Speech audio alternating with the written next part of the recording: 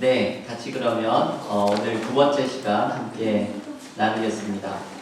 우리 지난 시간에 성령론 공부의 처음을 이야기하면서 왜 이 성령론 공부가 필요한지, 성령에 대한 여러 오해와 이단들과 위험성에 대한 이야기들을 나누면서 우리가 이 성령론을 공부하는 중요한 목적이 성령을 하나님으로 인격적으로 만나는 게 우리 이번 공부의 목적이라는 말씀을 드렸습니다.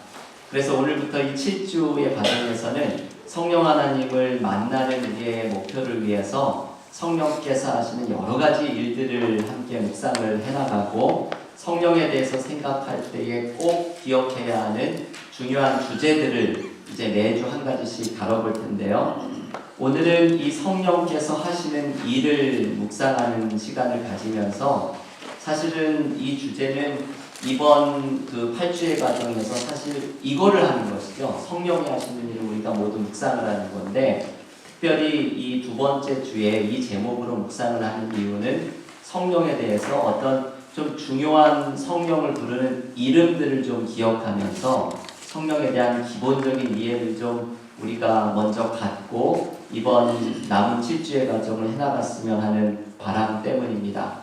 성령이 하시는 일을 이렇게 묵상을 하면 너무너무 많기 때문에 오늘 아무래도 선택적으로 이야기를 할 수밖에 없겠지만요, 오늘 이야기하지 못한, 오늘 제가 이걸 준비하다가도 내용이 너무 길어지기 때문에 이걸 자꾸 줄이고 한 주제 자꾸 통합시키고 이럴 수밖에 없었는데요, 남은 시간들 동안에 성령이 하시는 여러 일들을 우리가 계속 묵상을 하게 될 것입니다.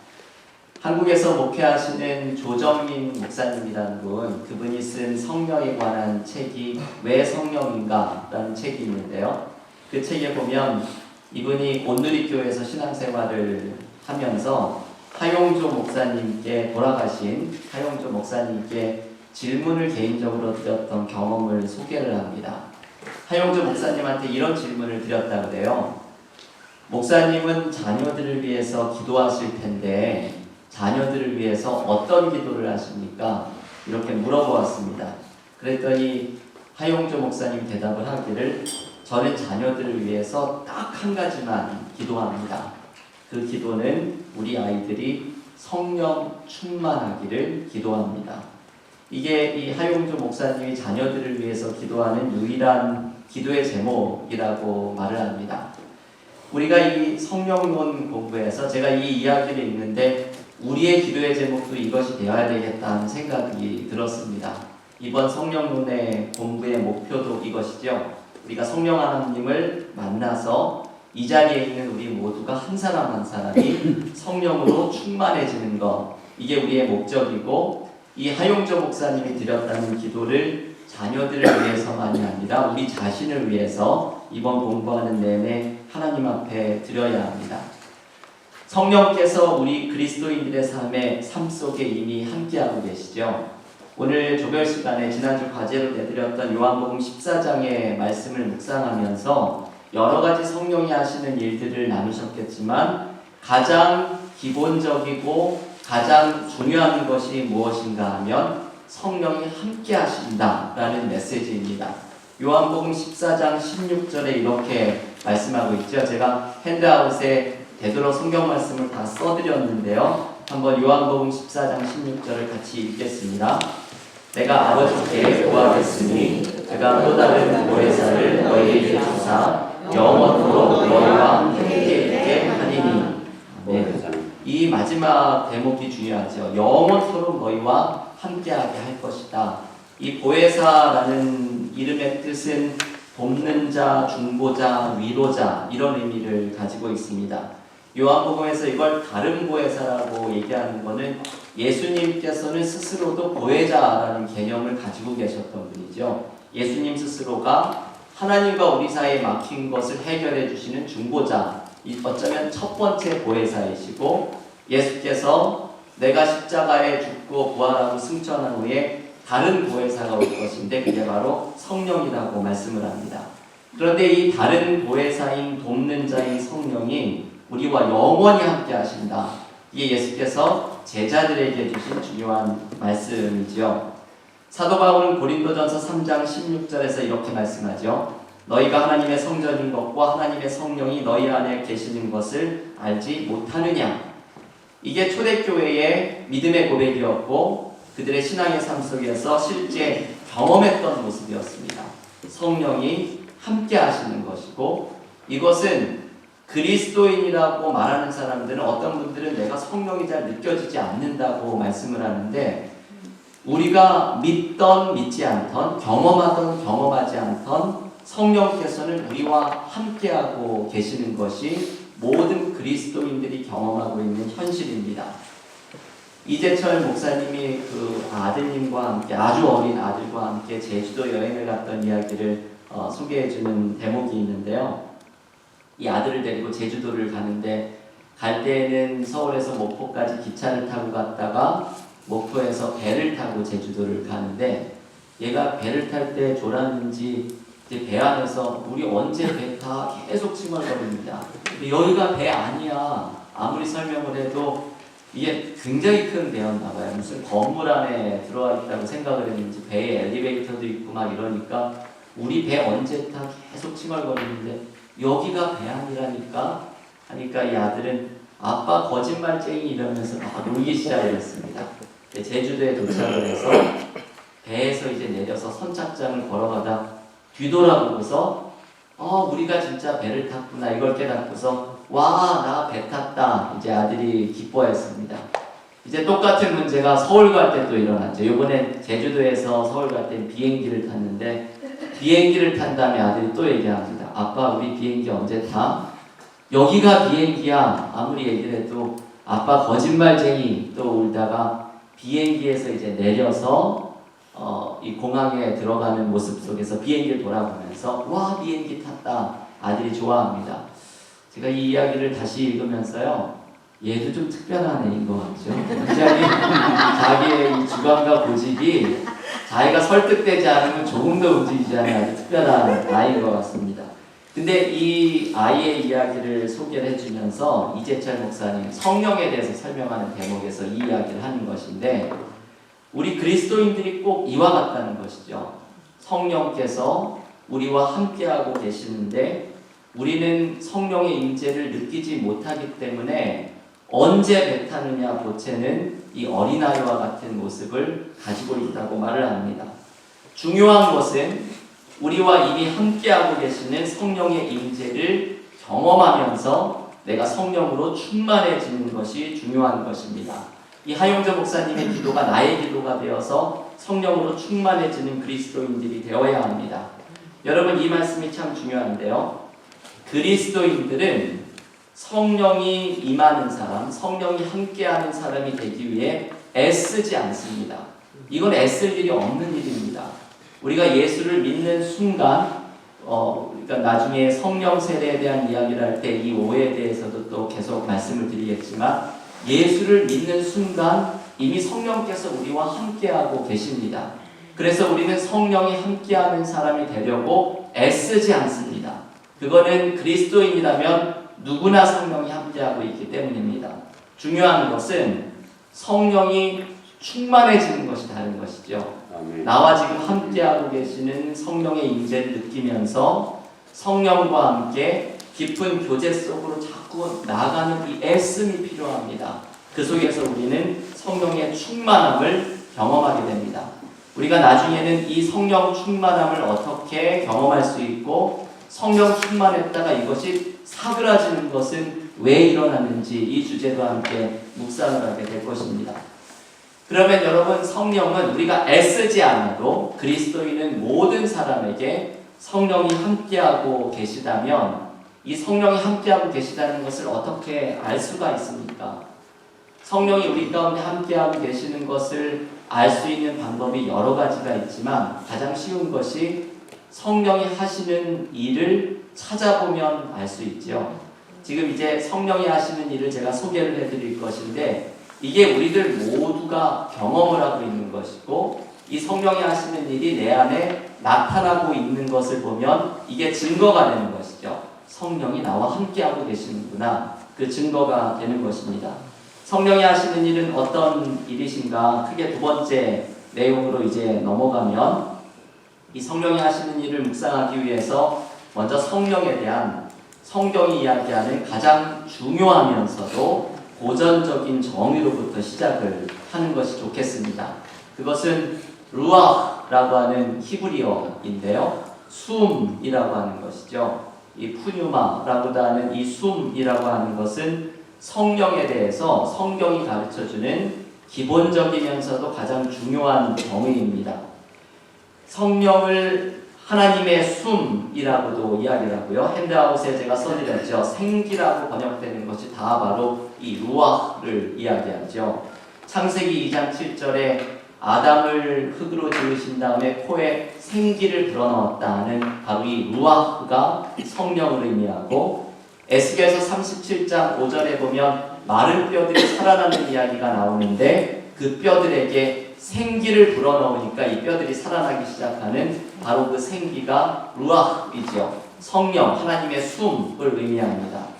그리고 신약 성경에는 또한 이 숨을 예수의 숨으로 이야기를 하죠. 대표적인 것이 요한복음 20장 22절에 부활의 주님께서 제자들을 만나서 숨을 내쉬면서 성령을 받아라 말씀하시는 이 대목은, 이 성령은 예수의 숨, 예수의 영이라는 것을 또한 알려주는 대목입니다. 이 하나님의 숨, 예수의 숨이라고 하는 어떻게 보면 바람이라고도 해석할 수 있는 이것이 어떤 일들을 이루어가는지 이 이미지를 한번 이렇게 떠올려 보면서 성령이 하시는 일의 4가지를 함께 묵상을 해볼 텐데요. 첫 번째는 생명의 영입니다. 제가 일부러 이 제목을 이렇게 간단하게 정했는데요. 오늘 이 내용을 준비를 하면서 제가 읽은 책 가운데 하나가 몰트만이라고 하는 신학자, 20세기의 가장 위대한 신학자 중에 한 명으로 불리는 분이죠. 이분이 쓴 성령에 대한 책이 생명의 영입니다. 이분이 생명의 영이라는 주제를 가지고 성령에 대해서 아주 조직적인 방대한 책을 한 권을 썼는데요. 성령에 대한 오늘 이 4가지의 정의는 특별히 우리가 꼭 기억을 해야 하고 교우들께서 기억하시기 좋도록 제가 소제목을 이렇게 짧게 뽑았습니다. 성령은 생명의 영이라는 것을 기억해야 합니다. 하나님의 숨, 이 숨이 가지고 있는 기본적인 성격이 생명을 의미하지요. 우리에게 하나님의 숨이 들어오면 생명이 일어나게 됩니다. 아까 에스겔서 37장처럼 죽어있는 마른 뼈들에게 하나님의 숨이 불어오자 그들이 일어나는 생명의 역사가 일어납니다. 시편에 보면 하나님께서 인간의 루아흐에 대해서 얘기하는 대목이 있는데요. 제가 이 부분을 핸드아웃에는 안 썼지만 같이 한번 찾아보겠습니다. 시편 104편 29절과 30절. 이번 성령론 공부에는 성경책을 좀 매주 꼭 가져오셔야 되겠습니다. 성경을 좀 많이 펴야 돼서요. 시편 104편 29절과 30절을 한번 같이 한 목소리로 읽겠습니다. 시편 104편 29절과 30절 함께 읽겠습니다. 주께서 낯을 숨기신즉 그들이 떨고 주께서 그들의 호흡을 거두신즉 그들은 죽어 먼지로 돌아가리라. 주의 영을 보며 그들을 창조하사 지면을 새롭게 하시나이다. 아멘. 여기 이제 루아흐라는 표현이 2군데가 나오는데요. 먼저 29절에 주께서 그들의 호흡, 인간의 루아흐를 거두시니까 그들이 먼지로, 흙으로 돌아가게 되고, 그리고 30절에서 주의 영, 이게 또 루아흐지요. 주의 루아흐, 숨을 보내시자 그들을 창조하시고 지면을, 온 세상을 새롭게 하시는 재창조가, 새로운 창조가 나타나게 된다고 말을 합니다. 이게 이 하나님의 루아흐, 숨과 관계된 메시지이지요. 하나님께서 우리의 루아흐를 가져가시면 우리는 흙으로 돌아가고, 하나님의 루아흐를 보내시면, 하나님의 숨을 보내시면 새로운 창조가 일어납니다. 그래서 이제 이러한 말씀들을 묵상하면서 성령에 대해서 가장 중요한 타이틀로 주어야 되는 제목 중에 하나가 바로 생명의 영이지요. 혹은 살리시는 영, 생명은 살리시는 영이라는 말씀을 묵상해야 됩니다. 성령이 우리에게 역사할 때 우리가 살아나게 되고 새 창조가 일어나고 회복이 일어나는 역사가 일어나게 됩니다. 이재철 목사님의 새신자가 아니라는 책에서 한 장로님의 이야기를 제가 읽게 되었습니다. 이 장로님의 이야기는 아마 이니셜로 하는 것 같아서 그 교회에 있는 장로님이 아닐까 싶은데, 어떤 장로님의 집에 어느 날 불이 났습니다. 이 불이 나서 이 장로님이 방문을 열었더니 불길이 벌써 천정까지 번지고 있어서 이분이 황급히 집에 있는 소화기를 찾아가지고 이 소화기를 작동하려고 손잡이를 누르는데 이게 전혀 작동이 되지를 않았습니다. 왜냐하면 안전핀을 뽑아야죠. 안전핀을 뽑아야 이게 작동이 되는데 그 안전핀이 있는지도 이분은 모르고 소화기에 대해서 너무 무지했던 분이죠. 그래서 작동법을 읽어볼 경황도 없고 그렇게 무조건 눌렀더니 소화기가 작동이 안 됐던 것이죠. 이 장로님이 다급한 마음으로 주님을 간절하게 찾으면서 소화기의 손잡이를 다시 눌렀습니다. 근데 그 순간에 소화액이 뿜어져 나오기 시작을 했고, 그래서 이분이 다행히 불을 끌 수가 있었습니다. 뒤늦게 막 경비원들과 사람들이 막 몰려와가지고 무슨 일이 있었냐고, 불은 어떻게 껐느냐고 이 장로님에게 질문했더니 이분이 이 소화기로 껐다고. 근데 사람들이 전부 믿지를 않았습니다. 왜냐하면 소화기의 안전핀이 그대로 꽂혀 있는 상태에 있었기 때문이죠. 그래서 이 장로님의 말을 믿지 못하고 있었는데 이 장로님은 알고 있었습니다. 이 모든 일은 성령의 살리시는 역사가 일어났다는 것을 이분은 믿음으로 고백하였습니다. 여러분, 우리가 삶의 경험 속에서 성령이 살리시는 영의 경험을 하는 것을 배우게 되죠. 절망적인 상황 속에 성령께서 회복을 시켜주시고 우리의 삶의 슬픔과 어려움 속에 성령께서 치유하시고 새로운 창조의 역사를 이루어주시는 것을 경험하게 됩니다. 선교제에 가면 병고침의 기적들, 이게 생명의 영이 역사하시는 대표적인 기적이죠. 이 병고침의 기적들이 선교지에서 많이 일어나게 되는데, 선교지에서 이렇게 성령의 역사가 유독 많이 일어나는 이유는 이 몸의 질병이 일어나는 생명의 영의 역사를 통해서 우리의 영이 살아나게 되는 생명의 영의 역사를 향해서 마음을 열 수 있도록, 복음을 향해 마음을 열 수 있도록 우리의 몸의 질병이 고쳐지는 이 기적들이 유독 많이 일어납니다. 이 선교지에서는 이 복음이 받아들여지기 위한 목적으로 이런 성령의 눈에 보이는 역사들이 많이 일어나게 되죠. 여러분, 우리 모두는 이 생명의 영, 살리시는 영의 역사를 모두 체험한 사람들입니다. 우리가 체험한 살리시는 역사를 경험한 것은 십자가의 복음을 믿은 것이죠. 그래서 우리가 구원을 받은 이 생명의 영이 살리는 역사를 우리 모두도 체험한 사람들입니다. 그래서 이 생명의 영이 우리에게 하시는 두 번째 큰 역사를 이야기하면 바로 믿음이죠. 우리에게 믿음이 생기도록 해주시는 믿음의 영이라는 것을 묵상해야 됩니다. 두 번째, 성령이 하시는 일로 넘어가서요. 성령께서 하시는 일은 우리에게 믿음을 주시는 것이죠. 고린도전서 12장 3절 하반절의 말씀 핸드아웃에 있는데요. 한 목소리로 같이 읽겠습니다. 성령으로 아니하고는 누구든지 예수를 주시라 할 수 없느니라. 아멘. 우리가 예수를 나의 주님이라고 고백을 하는 것은, 이 믿음이 우리에게 생기는 것은 바로 성령께서 우리에게 일하시기 때문이라고 말을 합니다. 로마서 8장 16절을 또 이렇게 말하죠. 이 말씀도 같이 읽겠습니다. 성령이 친히 우리의 영과 더불어 우리가 하나님의 자녀인 것을 증언하시나니. 성령께서 우리들에게 너는 하나님의 아들과 딸이다 라는 것을 증언하고 알려주신다고 말을 합니다. 이게 성령께서 우리에게 하나님의 자녀인 것을 깨닫게 하시기 때문에 우리에게 이런 믿음이 일어나게 되는 것이고, 예수를 영접하는 은혜를 누리는 것도 바로 성령께서 우리에게 하시는 일이라는 것이죠. 오늘 요한복음 14장 26절에서도 뒷면으로 한번 핸드아웃을 넘겨보십시오. 요한복음 14장 26절에서도 이렇게 말씀하죠. 한 목소리로 읽겠습니다.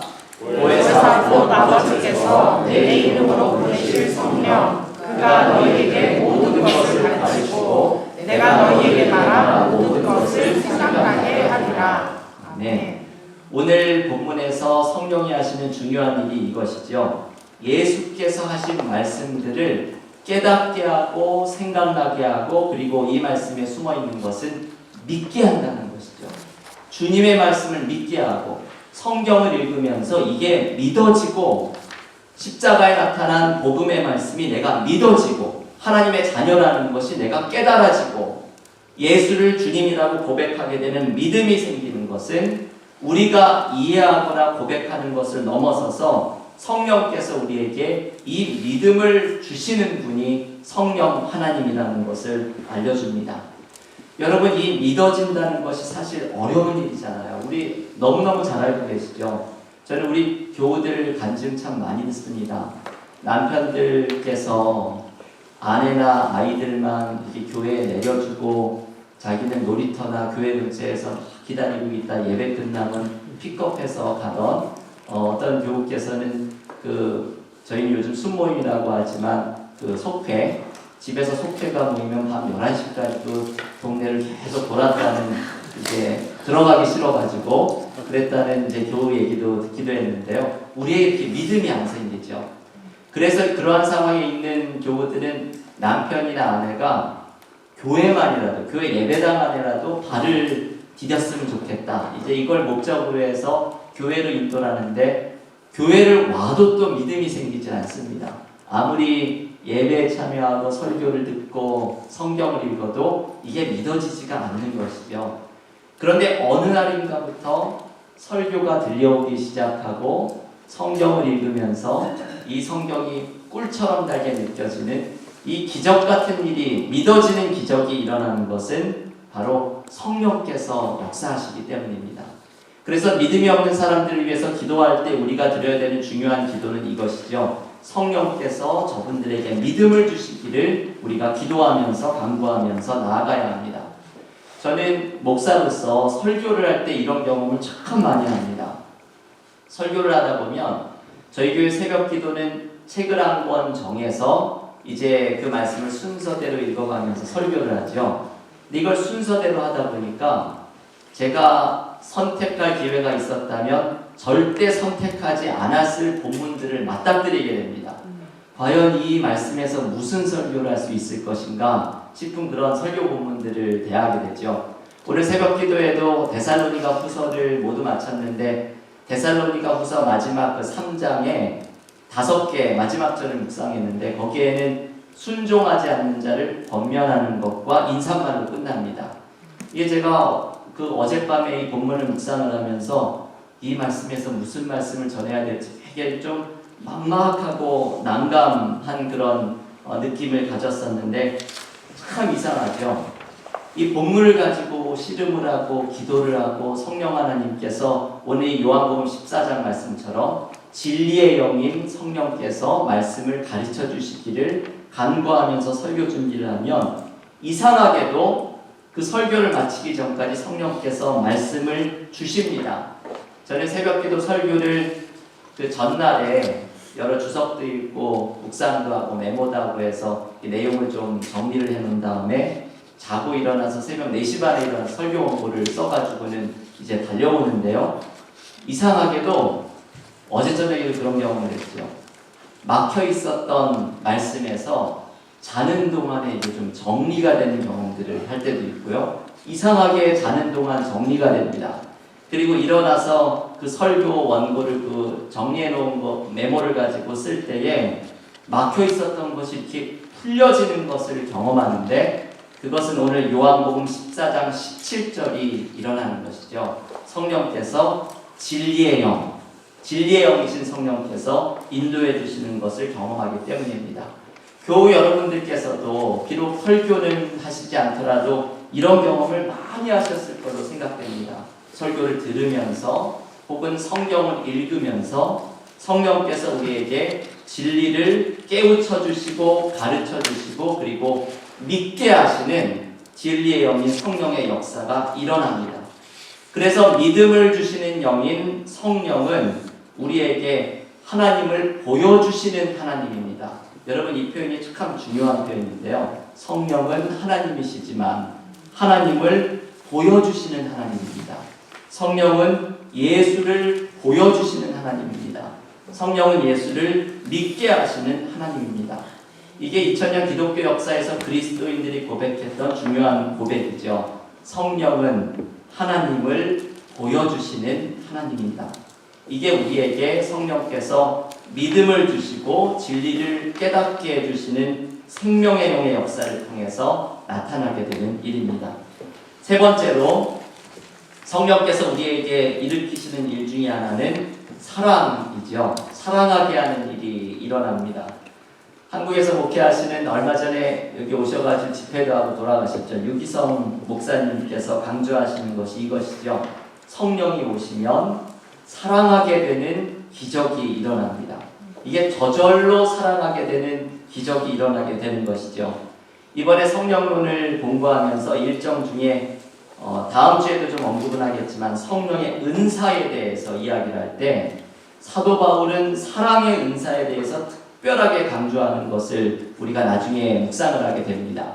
이 사랑을 강조하는 것은 사랑이라는 것이 성령께서 일하시는 방법이고 사랑의 역사가 일어날 때 성령의 역사가 일어나게 되기 때문에 그렇습니다.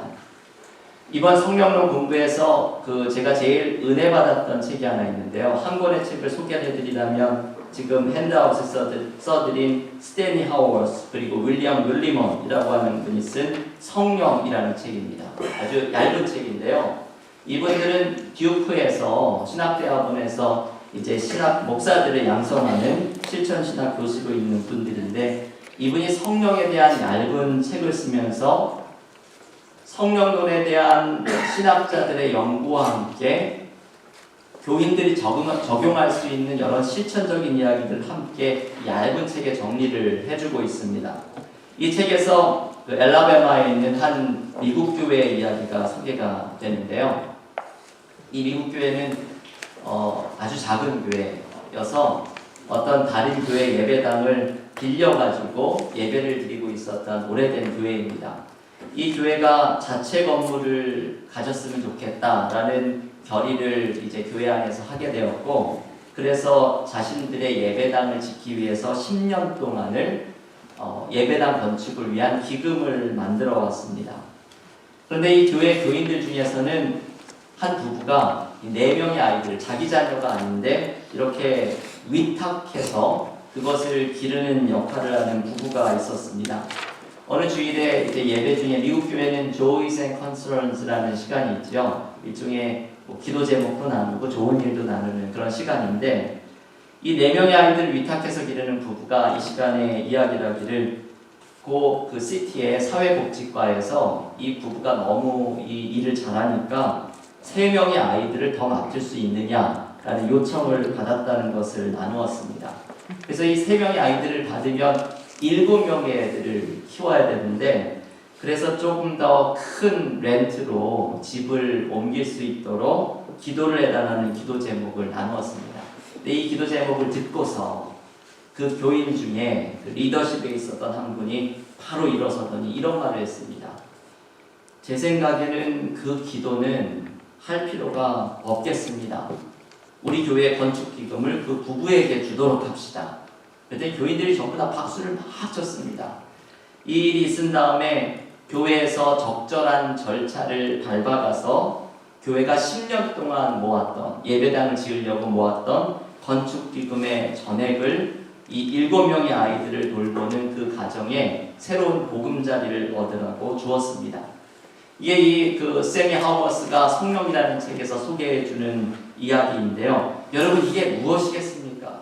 지금 이 교회에서 일어난 일이 무엇입니까? 이게 바로 성령의 역사이죠. 성령께서 일으키시는 사랑하게 하는 역사가 이렇게 일어나는 것입니다. 저는 우리 교회가 IT에 2번째 학교까지 짓게 되는 이 은혜도 성령께서 우리에게 일으키시는 사랑의 역사라고 생각을 합니다.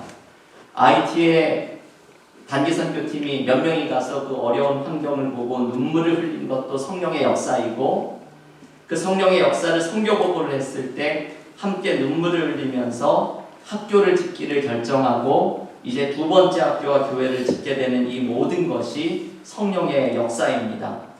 어떤 교우께서 이런 말씀을 하셨는데요. 꼭 이 엘라바마에 있는 이 교회처럼 우리 교회는 자체 건물이 없는데 IT 학교를 2개나 짓다니 이게 참 자랑스러운 일이다 말씀을 하셨는데 이게 정말 자랑스러운 일이죠. 성령께서 우리의 마음에 사랑의 마음을 일으키시고 사랑으로 학교와 교회를 세우는 성령께서 일하시는 것을 우리에게 목격하게 하는 은혜를 주십니다. 성령은 사랑하게 하는 영이고 그래서 사랑할 때에 사랑의 영인 성령으로 충만해지는 은혜를 경험하게 됩니다. 마지막 4번째 소망의 영이라는 말씀을 드리고 여러분들 좀 이야기를 듣겠는데요. 성령께서 하시는 마지막 일은 소망이지요. 우리 안에 새로운 일을 일으키시는 것, 이게 성령께서 하시는 일입니다. 루아흐는 숨이라고도 하지만 바람이라고도 번역을 할 수가 있죠. 요한복음 3장 8절은 이렇게 말을 합니다. 여러분 핸드아웃에 요한복음 3장 8절 써드렸는데요. 한 목소리로 읽겠습니다. 하나님 이름으로 부르매 내가 그 소리를 들어도 어디서 와서 어디로 가는지 알지 못하노니 성령으로 나서도 다 그러하니라. 네. 지금 이 니고데모와의 만남을 통해서 예수께서 거듭남에 대해서 알려주시면서 이 성령에 대해서 이렇게 말씀하시죠. 성령이 꼭 바람이다. 바람이 어디에서 와서 어디로 가는지를 모르는 것처럼 성령의 역사도 그러하다. 이 성령이 바람과 같다는 말을 여러 가지로 해석을 할 수 있습니다. 어떤 분들은 바람이 눈에 보이진 않지만 흔들리는 나뭇가지를 보고 알듯이 성령이 우리 삶에 역사하는 것도 내가 나타나는 열매, 눈에 보이는 흔들리는 나뭇가지, 그것으로 성령이 일하시는 걸 알 수 있다고 해석을 하시는 분들도 있고, 저는 오늘 이 바람의 해석을 이렇게 좀 말씀을 드리고 싶습니다. 예측 불가능이죠. 바람은 어디에서 와서 어디로 가는지 모르는 것처럼 성령의 역사는 예측 불가능한 일을 우리 가운데 이루십니다. 아까 소개해드린 스탠리 하우어스와 윌리엄 율리먼이 쓴 성령에는 이러한 성령의 모습을 이렇게 표현하는데요. 거칠고 예측 불가능한 특징이라고 성령을 이야기합니다. 성령이 가진 이 하나님의 루아흐가 불어올 때 우리에게는 우리가 예측하기 어려운 여러 가지 일들이 일어납니다. 그게 우리의 생각을 넘어서는 성령의 다양한 역사들이 나타나는 것이죠. 사도행전에 보면 이런 예측 불가능한 성령의 일들을 여러 장면들이 소개하는데 제가 2가지의 사건을 거기에 가지고 왔습니다. 하나는 사도행전 8장 26절에 보면 성령이 빌립을 이끌어서 예루살렘을 넘어서 광야로 내몰아가시는 이야기가 나오죠. 왜 아무도 없는 광야로 성령이 빌립을 이끌어갈까? 그 말씀을 읽어보면 광야에서 에티오피아의 내시가 이 성경을 읽으면서 궁금해하고 있었던 사람이 있었던 것이 나옵니다. 성령께서 이 사람을 준비시켜 주시고 그래서 빌립을 광야로 내보내서 만나게 하시고 그래서 이 에티오피아 내시를 통해서 이 에티오피아 지역의 선교의 길이 열리게 되는 역사가 우리는 생각하지도 못했던 새로운 역사를 성령께서 이루어 가시는 것이죠. 또 다른 예는 사도행전 16장 6절을 보면 바울이 선교 여행을 하다가 아시아 쪽으로 가려고 하는 것을 성령이 막아섭니다. 그러면서 성령께서 마게도냐인이 손짓하는 그 꿈을 보여주면서 바울의 선교 여행이 유럽으로 방향을 선회하게 되죠. 그래서 그 다음에 일정을 보면 그리스로 가서 우리가 이번 새벽 기도에 묵상한 데살로니가와 고린도와 아테네와 이렇게 경유하면서 바울의 선교 여행이 유럽 쪽으로 향하게 됩니다. 결국 이게 로마에 미치면서 전 유럽으로 이 복음이 번지게 되었던 것이죠. 이 바울이 선교 여행을 성령께서 아시아로 가는 걸 막아서는 대목에 보면 16장 7절에 이런 표현이 나옵니다. 예수의 영이 허락하지 아니하시는지라. 성령이 막아섰다는 것이죠. 성령이 막아서면서 하나의 문을 닫으시고 그리고 새로운 문을 여십니다. 여러분 지금 소개해드린 이 모든 이야기들은 성령께서 일으키시는 우리가 예측할 수 없는 일들을 말해주는 것입니다. IT에서 사역을 하시는 유경민 선교사님의 이런 말씀을 제가 소개해드렸죠. 어떻게 저희가 학교를 세우는 제5구역이라는 곳은 수도에서 한 3시간 반을 이렇게 올라가야 되는 아주 하이웨이에서 또 흙길, 비가 많이 와도 들어갈 수 없는 비포장 도로를 한 50분을 또 더 들어가야지 있는 시골 마을입니다. 이런 시골 마을을 어떻게 아셔가지고 선교 사역을 왔느냐고 선교사님에게 물었더니 그분이 이렇게 대답을 했죠. 성령의 바람을 따라갔다. 성령의 바람을 따라 그곳으로 들어갔고 그 마을에 무너져 있는 학교들을 안타깝게 여기면서 기도를 했는데 성령의 바람이 우리 은혜와 사랑교회를 불어왔죠. 그래서 우리가 학교를 짓겠다고 나섰고 이 모든 일은 성령께서 일하시는 일에 우리가 동참을 한 것입니다. 저는 한번 이 생각을 하면서 기도를 하면서 굉장히 은혜를 받았던 적이 있어요. 성령의 바람을 따라서 어떤 선교사님이 그 시골 지역으로 들어갔고 성령의 바람이 우리에게 불어와서 IT 선교의 문을 하나님께서 열어주셨고 그래서 우리는 거대한 성령의 일하심 속에 한 부분에 동참하고 있다는 것을 발견하게 됩니다. 우리가 상상하지도 못했던 새로운 일을 성령께서 일으키시고 그 일에 우리는 동참하는 은혜를 누리게 되는 것입니다. 여러분, 우리는 성령께서 내 삶 속에서 어떻게 일하실지 모릅니다. 바람같이 일하시는 성령께서 어디에서 와서 어디로 가는지 모르는 성령의 역사가 우리가 기대하지 못하는 새로운 일을 일으키십니다. 그런데 이것이 우리에게는 소망입니다. 성령께서 예측 불가능한 거친 역사를 우리에게 이루어 주시는 것, 이것이 우리에게는 소망이 됩니다. 왜냐하면 성령께서 우리의 막힌 삶에, 절망적인 상황에 바람처럼 새로운 일을 열어가실 것이기 때문입니다.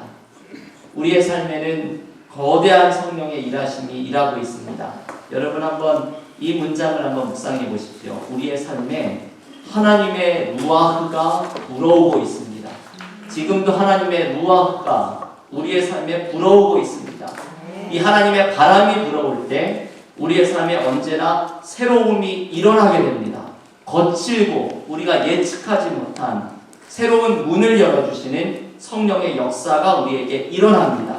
이것은 우리가 붙들어야 하는 성령의 소망, 소망의 영을 붙들어야 하는 우리의 희망입니다. 여러분, 오늘 성령께서 하시는 일을 묵상을 하면서 너무나 많은 성령이 하시는 일들이 있죠. 이것을 교우들께서 좀 기억하시기 좋게 제가 정리를 4가지의 주제로 하였습니다. 생명, 믿음, 사랑, 소망을 주시는 성령의 역사입니다. 중요한 것은 이번 우리 성령론 공부의 목적처럼 이것을 지적인 차원으로 공부하는 것이 아니라 이 성령 하나님을 우리가 인격적으로 만나는 것입니다. 우리의 삶 속에서 생명을 주시고 믿음을 주시고 사랑하는 마음을 일으키시고 예측할 수 없는 성령의 거친 역사 속에 소망을 경험하게 하시는 이 성령의 일하심을 우리 모두는 체험하였습니다. 내가 체험한 것이 무엇인지, 그리고 지금 삶의 상황에서 나는 성령의 어떠한 일하심을 기대하고 하나님 앞에 기도하며 나아가야 할지, 오늘 우리에게 주신 이 성령께서 하시는 일을 붙들고 내 삶에 함께 하시는 성령으로 더욱더 충만해지는 은혜를 누리는 믿음의 교우들이 모두 되시기를 기원합니다.